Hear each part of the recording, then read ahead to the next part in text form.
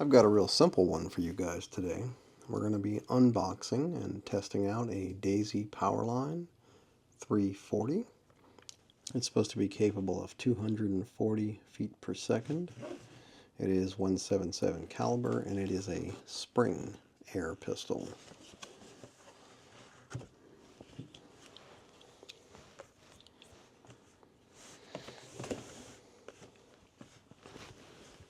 Something tells me that this is going to remind me a lot of the little target guns that I used to get at Walmart when I was a kid. I don't know if any of you remember this. I would have been a kid in the 80s and 80s and early to mid 90s. I don't know if you remember these little guns they used to sell. They were metal. The very front of the barrel would flip up and you could put darts in it. And it was a dart gun, but it would also shoot BBs. And I don't know, they had those things for years at Walmart for $10 or $20, I don't remember. They were cheap. And they were really fun. Being able to shoot tiny darts out of a gun was an interesting experience.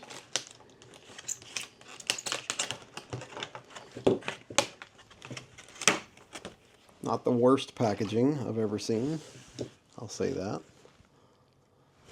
Alright, so there we go. Let's see, what does it say? Featuring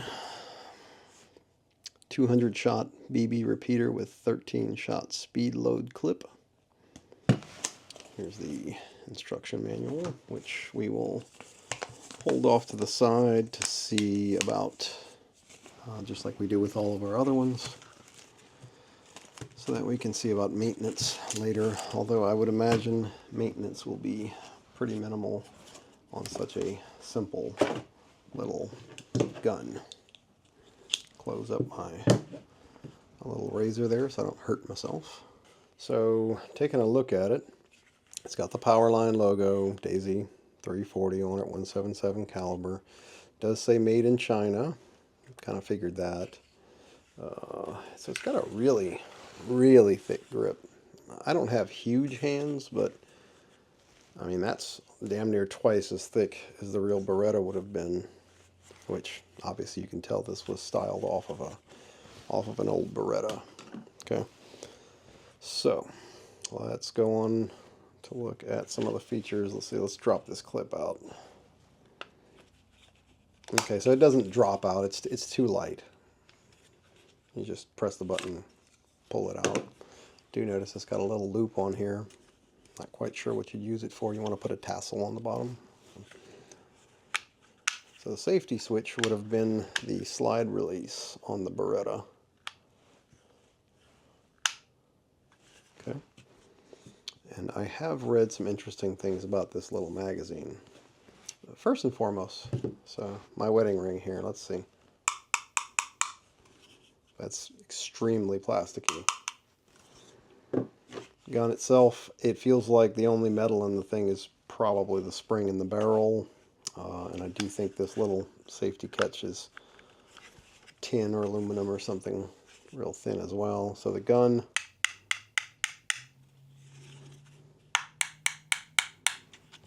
so yeah, it's extremely light. It is what it is. It's really cheap, okay? They knew what they were selling this as. This is something to be able to plink inside. 240 FPS. I want to say I've seen videos on this that it doesn't even reach 200. It's more like 160, 170, maybe 175. I'm not sure. We'll take it outside and test that in a little bit. I do like the texture of the grip is nice. Again, it's too wide, but overall it kind of feels good in the hand other than being too wide. The trigger angle is not too insane. Feels like it's got a smooth travel to it. And then, of course, the slide is plastic as well. Let's I see what somebody was saying. This thing has one hell of a spring in it. It is not easy to rack that slide. I do love the detail of the hammer, though. I think that's really neat. Makes a little bit of noise there. Okay, so let's get some BBs in this thing and see how she shoots. I do feel like it was a bit of a missed opportunity on Daisy's part to not put a little tube of BBs in the package. You know, if you're buying something like this, chances are this is not for pest control. This is not for serious target shooting. This is going to be something that you would get someone sort of as their first little intro into air guns. And I feel like having a complete kit where you could just pick it up and immediately start shooting would probably be the best idea. So anyway, let's take a look at this interesting little magazine here. I'm not going to read the instructions, but you probably should. I'm trying to shoot this nice and close up because, from what I understand, some folks have trouble with this. Let's see how bad of a decision it is for me to not read the instructions. Okay. Alright, so that's what the bottom of the magazine looks like. Looks like you can take your thumbnail. I'm going to try to show that as good as I can. Pop that under there. So if I'm not mistaken, this is how we're going to actually load BBs into here. But first, something that they don't make super clear is this is a BB reservoir, okay? This is not just a 13 round magazine. This is going to hold a whole bunch of BBs, and then when you do that little trick, it's going to load 13 into here.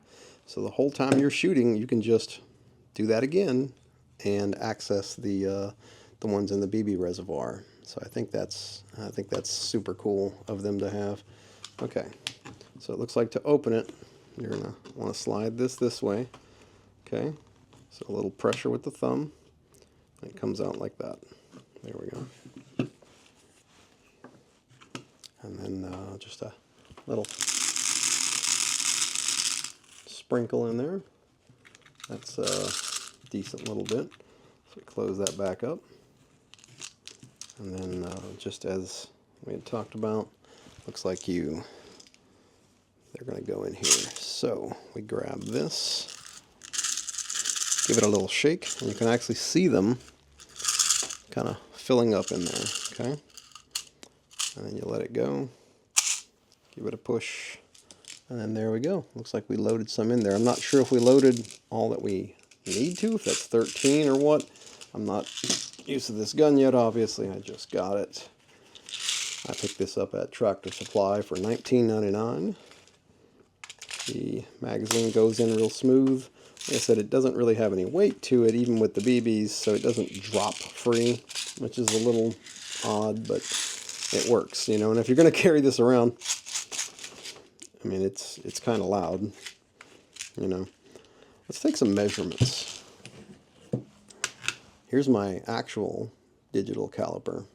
I've mentioned this in other videos, and I mistakenly called the other one, which I have around here somewhere, digital, but it is not digital. This is. So we're going to measure in inches, since I'm assuming a lot of you are going to be American, which I am. And if you're not, I apologize. I know a lot of you guys across the pond really like air guns as well. But I know in the UK you kind of use a mixture of imperial and metric, so maybe it won't be so bad. So it looks like we have basically 2.4 inches or so is the width of this grip at the bottom. About 2.2 up here. What I'm the most interested in is how wide is this? So this is almost 1.5 inches wide, which, let me grab one of my other guns that I have handy over here. For reference, this is the Daisy Powerline 415. This is a really good little gun.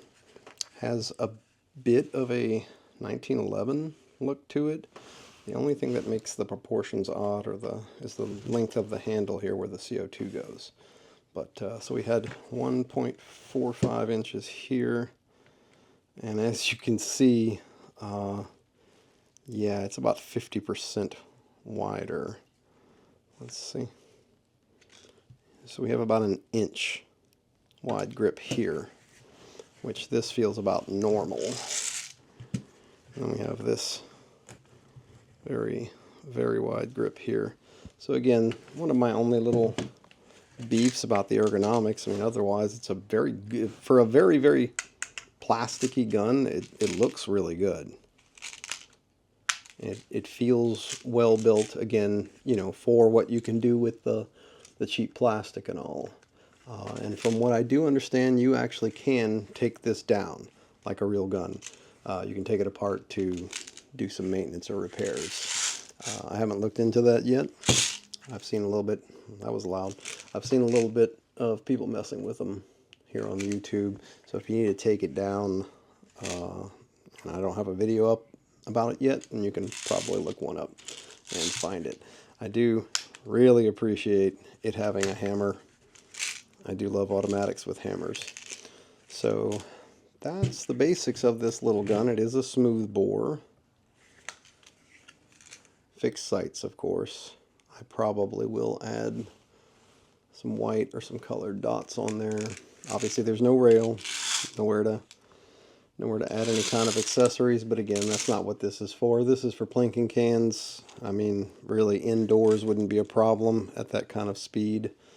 I definitely would not use this for any kind of pest control or anything like that that you would maybe consider using a different type of gun for.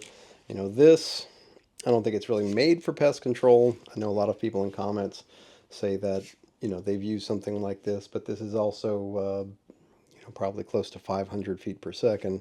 That's a big difference from 160 or 170. This is almost like throwing a BB at something. This is for fun. This is not really for any kind of serious activity. But on the other hand, this would be a great little gun to carry around, you know, just in your yard, on your property or something like that. If all you wanted to do was shoot at sticks, shoot at cans, things like that for fun, because you're going to have this giant magazine right here that can hold, I want to say 200 BBs in there, and you can just keep reloading it. So you can plink around all day with this little guy and have a lot of fun. This is for fun. This is not for target practice or pest control or anything like that. So let's take it outside and see if we can have fun with it. If you've seen any of my other videos, you might be wondering why I would pick up something like this, since I clearly have a bunch of different options in what I want to shoot. And that's pretty simple. Is one, I love this kind of thing. This is just for fun. That's it. I mean, this is just for a laugh. But also because I wanted something in this range. I wanted a low power option that I can show you guys. So when I'm demonstrating my guns, I want to be able to show you everything from 160, 170 feet per second up to about 12 or 1300 feet per second, so that we can illustrate the differences in what, you know, each of these velocities is capable of. So let's put it down, and let's put the camera down and take a shot. Again, fairly hard to rack. I will say that. I've seen other reviewers say it, so I don't know if you can tell from the, yeah, that might be the only thing, is might not be for someone small or for a kid, just because it is very hard to rack. I say that, not extremely hard, but it is challenging to rack. I just kind of want to see what sound it makes when it fires. It makes a plack sound and a bunch of BBs rattle. So that's fun. Alright, let's... Okay, so again, safety's right here. Mag release. And safety off. So let's try this thing out on a can, okay? We've got a soda can right there. Nice little plink, and that's what it's supposed to do. Obviously we go take a look and there's not going to be, this is the extent of the damage, and that's from 6 feet. That is not what this thing is for. This is not a penetration gun. This is to make the can go clink like that. I'm going to put you guys at a really weird angle while I cock this gun again.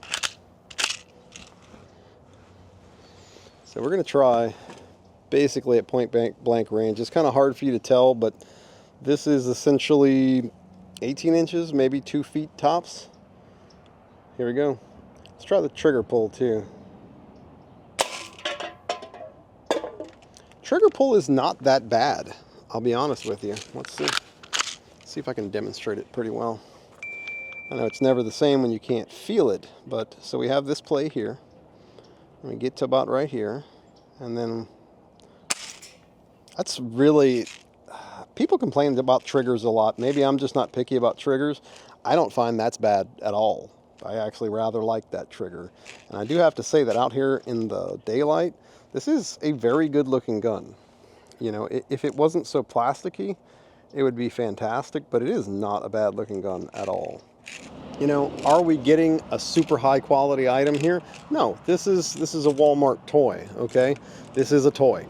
But at the same time, for $20, something made by Daisy that holds 200 rounds, looks like a Beretta 92, has a hammer on the back, and actually shoots pretty decent. I mean, I'm not quite sure exactly how you can go wrong with that. Accurate to boot. So, I don't know, guys. I'm definitely going to be enjoying using this in future videos. And again, it's just going to be the comparison. This is going to be the Pinto. This is going to be the Yugo of the channel. This thing is kind of going to be the butt of jokes. But at the same time, if I go walk around my yard and I don't feel like loading up and wasting CO2 to take a few shots, or carrying around my adult-sized Red Ryder, which is awesome, by the way, you should get you one, this is going to be my go-to. Because, I mean, if I drop it and I break it, 20 bucks. And so far, it seems like a blast to shoot. So, if you could find one for that price, I would strongly consider picking one up. You know, this is a day one thing. I'm just using it right now, so it's not like I can give you a 6-month review. But I'm impressed so far for the $20 price tag. Okay, that's a low entry fee. So, if you guys like this, as always, please leave comments. I really want some comments. I like interacting with you guys. I want to answer all your questions. I want to interact so we can grow the channel. And, you know, I always say I would like you to subscribe, but, you know, I get it. Some people don't want a ton of subscriptions. Maybe later on you'll subscribe to the channel, but right now, look, just hit like, takes 1 second. Maybe leave a comment, takes 5 seconds, okay? We can grow the channel, and I'm going to enjoy getting to know all you guys. Have a good day, and I'll see you next time.